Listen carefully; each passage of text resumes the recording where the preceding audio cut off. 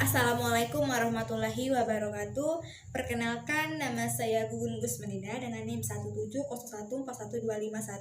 Nah, di sini saya akan menjelaskan mengenai suatu pembelajaran yaitu PTK atau penelitian tindakan kelas. Nah, pada penelitian tindakan kelas ini terdapat ada perencanaan. Perencanaan itu memuat mengenai identifikasi masalah, analisis masalah, rumusan masalah dan hipotesis lanjutan.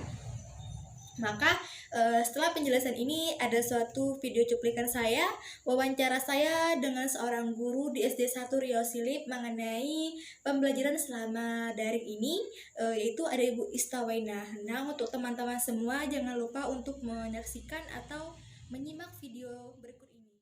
Bu, Malam. di sini saya ingin minta waktu sebentar untuk wawancara tentang pembelajaran selama COVID ini, Bu. Iya, boleh. Nama Ibu Istawaina. status pekerjaan Ibu Guru. maksudnya PNS atau PNS. satuan pendidikan yang diajar Bu, SD. jenjang kelas yang diajar Bu. Untuk sementara ini kelas 6. Lama pelaksanaan pembelajaran dari rumah Bu, misalnya kurang dari 2 bulan, 2 sampai 3 bulan atau lebih dari 3 bulan.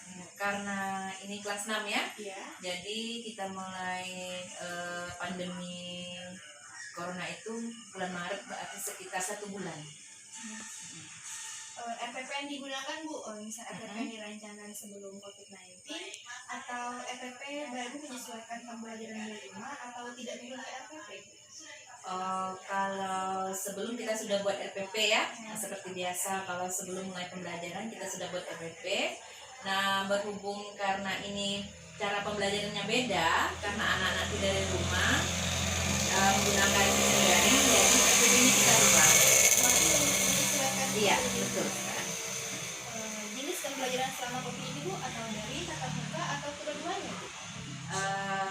Sebenarnya daring ya, Iya. tapi terkadang karena perlu juga tetap muka, tapi itu melihat situasi dan kondisi juga.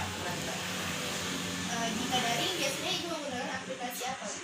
Lewat HP, WA, ya, kirim lewat WA. WA ini untuk paguyuban orang tuanya atau dari siswa sendiri? Di sini kalau kita ada grup ya, grup. Di grup itu sudah tergabung sama orang tua, juga siswa. Kalau mereka itu ada HP-nya pribadi, orang tua juga ingin masukkan supaya komunikasinya lebih. Nah, ya. Jika daring, berapa persentase siswa mengikuti pembelajaran? Waduh, jauh sekali. Daring Bu, berapa persentase siswa mengikuti pembelajaran? Kalau dari keinginan ibu sendiri tuh jauh biasanya. Kira-kira berapa persen? 50, 60 atau bagaimana? Setengah 50%. Nah, untuk metode yang digunakan Ibu selama pembelajaran ini, apakah ceramah, penugasan, atau diskusi Bu? Penugasan biasanya. Nah, kendala Ibu hadapi saat mengajar dari rumah Bu, apa sarana prasarananya atau Iya, siswa atu bisa juga, bisa. atau orang tua kurang berpartisipasi? Ketiga-tiganya. Ketiga-tiganya. Iya. Mau dijelas? Boleh Bu. Ya, kalau sarana itu kan ya HP kan. Iya. Untuk HP ini kan nggak semua orang tua yang punya kan. Jadi sulit. Kadang-kadang mereka harus ke rumah temennya. Itu suatu kendala. Ya kalau rumahnya nggak bisa dijangkau, tapi kadang-kadang rumahnya kan jauh. Jadi itu kendala juga. Terus kalau dari segi siswa itu sendiri. Karena beda ya kalau di rumah dengan di sekolah. Kalau di sekolah kan dikasih batas waktu. Kalau dikasih batas waktu, jadi mereka tuh lebih aktif. Tapi kalau di rumah, karena sistemnya itu santai, jadi kadang-kadang mereka itu lalai melaksanakan tugas. Iya benar Bu. Dari orang tua itu berarti Ya, kalau dari orang tua ada yang orang tuanya ikut partisipasi, itu memudahkan kita. Jadi tergantung orang tua juga. Kalau ada juga orang tua yang cuek kan, hanya mengandalkan siswa, itu sulit. Kadang-kadang tugas yang ibu inginkan tuh tidak dikumpul sama sekali kadang-kadang. Wow, jadi dari Ibu sendiri menanggapinya bagaimana? Ya kita kalau masih bisa lewat HP, ya kita tegur lewat HP. Kalau misalnya ditegur sudah 3 kali lewat HP, ya ibu ke rumah. Benar ya? sangat penting. Nah Bu, bagaimana bentuk pembukaan atau persepsi yang dilakukan selama pembelajaran COVID ini Bu? Sama dengan di kelas, misalnya nyapa dulu, salam kan, terus nanya kabar siswanya, terus sudah siap belum. Tapi kalau bisa lewat HP banyak yang belum siap ya, kadang-kadang HP aktifnya cuma awal-awal berapa orang, nunggu dulu, gurunya harus sabar nunggu. Dalam pembukaan ini berarti Ibu kalau langsung pertanyaan atau pada pembelajaran lalu Ibu gunakan juga? Terkadang lihat materi juga. Kalau materinya berhubungan dengan yang berikutnya, Ibu tanya yang materi sebelumnya. Kalau tidak berhubungan, ya langsung lanjut. Nah, setelah pembelajaran ini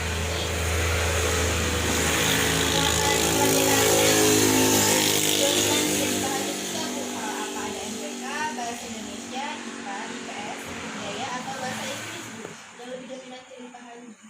Kalau tidak dipahami itu hampir semua ya, karena sistemnya mereka tidak terbiasa dengan sistem daring, biasanya kan tatap muka, tapi yang lebih parah itu matematika. Kebanyakan ya Bu. Karena kalau matematika tatap muka juga kadang-kadang Masih kurang ngerti ya, masih Bu, kurang ya? ngerti anak-anak.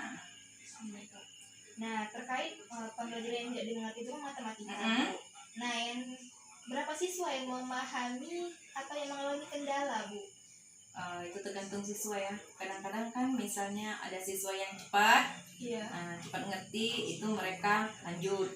Tapi kalau ada berapa orang siswa yang kendalanya, oh Bu, ini nggak ngerti, mereka nanya di HP kan, ya nanti Ibu jelaskan. Kalau nggak jelas juga, mereka Ibu suruh datang ke rumah secara pribadi. Kalau dari siswa Ibu, maksudnya di kelas Ibu total semua siswanya berapa? 32. Kalau boleh Bu, lebih rinci ya, maksudnya yang kalau tidak mengerti itu misalnya ada 5 orang atau berapa orang? Oh, bisa lebih. Ini tidak mengertinya. Setengah. Setengah. Berarti yang kalau yang pahamnya misalnya sekitar 2 orang, 3 orang seperti itu. Nah Bu, berdasarkan muatan pelajaran yang tidak dipahami siswa, kemampuan apakah yang dominan sulit dikuasai siswa Bu? Dari kan Ibu tadi kan bilang matematika yang banyak tidak paham siswanya. Nah, kemampuan apa nih Bu? Misalnya memahaminya atau bagaimana Bu? Memahaminya. Berarti lebih ke cara penyelesaiannya Bu? Iya, ke cara penyelesaiannya. Kalau matematika nih tatap muka juga sulit, apalagi tidak tatap muka. Nah Bu, nah kalau boleh tahu Bu, kan Ibu masuk kelas 6. Nah, yang tidak bisa kan matematika. Kalau boleh tahu itu lebih rincinya pada pembelajaran apa Bu? Maksudnya materi apa Bu? Kalau secara dari ini hampir seluruh materi. Seluruhnya ya? Seluruh materi kayaknya. Nah, bentuk pemecahan masalah apa yang Ibu gunakan untuk mengatasi kendala tersebut Bu? Seperti Ibu katakan tadi, kalau siswa itu nggak ngerti, Ibu suruh datang ke rumah per orang, kasih waktu, misalnya si A waktunya dari pukul ini sampai 1 jam kan, nanti giliran lagi. Kalau itu untuk yang rumahnya bisa dekat dengan Ibu ya, bisa dijangkau siswa itu sendiri. Tapi kalau jarak rumahnya jauh, ya terpaksa lah berkorban dikit. Ibu ke rumah mereka. Ya. Itu Ibu share nggak Bu? Misalnya lewat kan penyelesaiannya yang siswa kurang paham. Biasanya kan itu kan banyak cara penyelesaiannya. Biasanya Ibu share juga, tapi kendalanya di sarana tadi kan. Karena kalau sekarang ini kan masa pandemi ini nggak semua yang bisa, nggak semua yang punya paket kan, nggak bisa semua yang buka. Jadi seperti itu. Nah Bu, mohon maaf Bu, lupa, Ibu sekarang mengajar di SD mana ya Bu? SD 1 Riasul. Baiklah Bu, terima kasih ya atas waktunya. Baiklah, di sini saya akan menjabarkan penjelasan atau wawancara dari guru tadi. Nah, identifikasi dari yang hasil wawancara tadi, pertama, identifikasi masalah media pembelajaran yang digunakan guru dalam menyampaikan materi kurang menarik sehingga siswa kurang berminat dalam mengikuti pembelajaran. Baiklah, yang kedua ada analisis masalah. Nah, pada analisis masalah ini media pembelajaran yang digunakan mestinya bisa membuat siswa itu tertarik dalam pembelajaran. Namun kenyataannya siswa masih tidak tertarik dalam mengikuti pembelajaran. Baiklah, selanjutnya yang ketiga ada rumusan masalah yang memuat, yaitu bagaimana peningkatan kemampuan cara menyelesaikan soal matematika pada kelas 6 dengan media pembelajaran yang menarik. Nah, baiklah, selanjutnya itu adalah hipotesis lanjutan, yaitu yang memuat mengenai penyampaian materi mengenai cara penyelesaian matematika. Jika digunakan atau dilakukan dengan media pembelajaran yang menarik, maka akan menarik perhatian siswa dalam atau untuk mengikuti pembelajarannya. Nah, baiklah, pada jadwal pelaksanaan PTK ini bisa dilakukan misalnya dari bulan Februari atau Maret, sekitar 2 bulan saja.